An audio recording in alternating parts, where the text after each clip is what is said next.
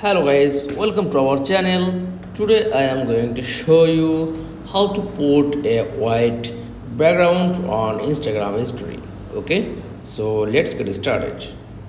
Then first of all click on Instagram app.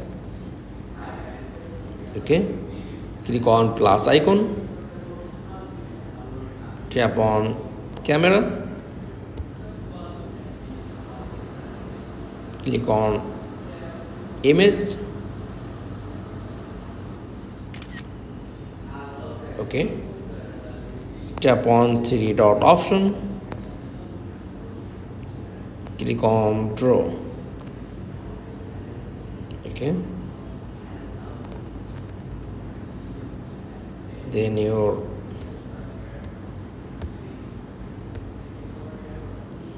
then back,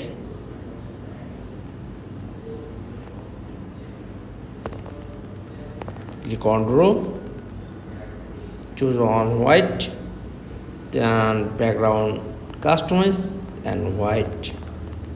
That's all. Thanks for watching. Please like, comments and subscribe. Thank you.